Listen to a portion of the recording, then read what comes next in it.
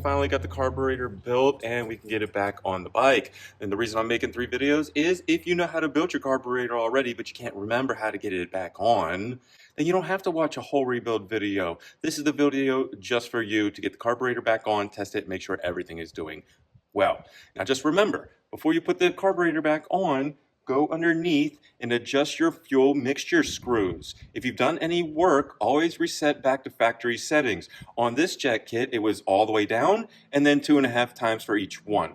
I have to hook up the carburetor and then we're going to adjust them. But if you put this on and you don't have them all at 2.5 turns before you get this carburetor on, then you will be working on like, what is this one on 3? Is this one on 2.5? Is this one on 2? Like, you have no idea. You need to have a base point. Just ask Wolf, right, Wolf? And then get the carburetor on. So let's get it on. I'm going to make sure all these boots are opened up and in the right position of where they're supposed to be, because they have these little tabs so they don't rip. And make sure that everything is connected, all things are done correctly, and then we are going to push the circles on. The first thing we're going to do is we're going to connect our cables. Then we're going to put that on, because the cables go in between. All right, so the first thing we're going to do is we're going to put our cables back on while it's off so we can maneuver it around. And the 2 brass pieces where we took it out from, you see right here, I have one in already, and then the second one will go down in here as well. So you're gonna not put the barrel in, there's a slider. And you're gonna slide the nipple in the hole right here. And then it goes right on there, like that. Now we're gonna flip the carburetor over. This is why we didn't install it first, and see where the barrels go to. So I have the throttle barrel in already. So whichever way you move the carburetor, you know. So when I do this on the throttle up there, and one of these two will shorten.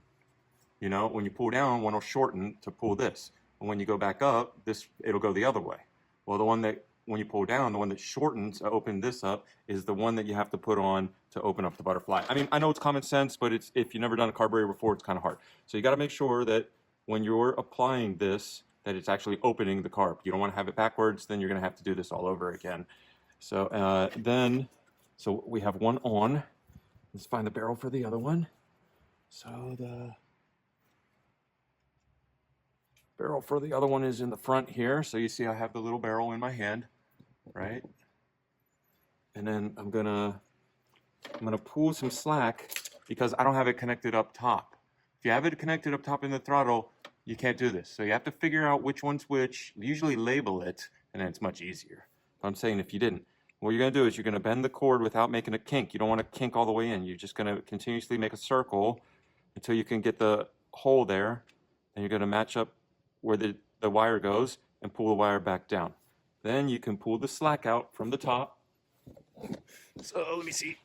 There. So I pulled the cable from the other side, pulled the top, and then I pulled the slack out. So now we're going to turn the carburetor back over. Now we have both of our cables connected. We're not worried about this because it goes on the outside. That is the choke. Sorry guys. We're not worried about this as the back side or the top side, the choke. We're worried about getting these on first.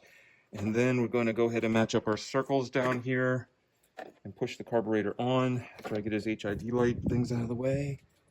And make sure they're all on. Then you're going to push down on this and rock it back and forth. And look, now right here, if you're having a hard time and your plastic is a little brittle, or not brittle, but hard, it's not spongy like these ones.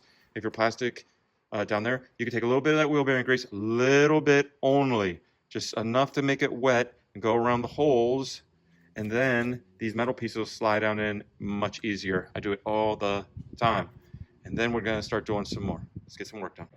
All right, so here's a little tip right at this point. And I know I do a lot of tips on my videos, but I had to learn all this stuff on my own or paying attention to other people. So I try to teach you all these little tips, tricks, what to do so that you're not like, oh man, he did it on this video, it popped right in, mine's not popping in, I wish I knew a tip or trick. Boom, subscribe to my channel, I'll teach you all the tips and tricks.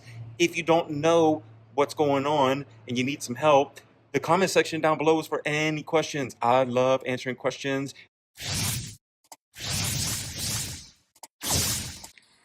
All right, so the last piece after you get these two connected is you're going to do the choke cable. So I put the barrel in first, and then I'll slide the piece off so you see it only goes in one way and the cable comes out the other side.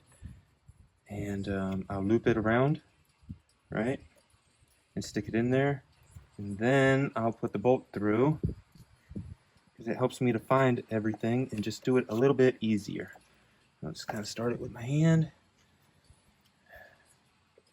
There. And then it's already connected where it's supposed to be.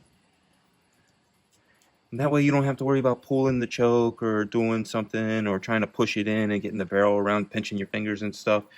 It's already right there, and then whenever you pull on it, it'll just slide forward like this. So the choke, everything works.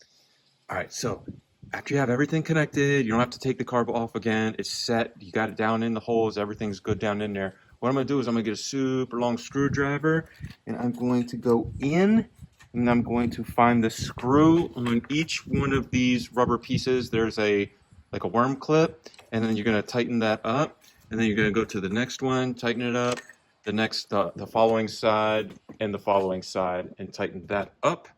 And then we're going to put the fuel line and connect the air line, and we're almost ready to go.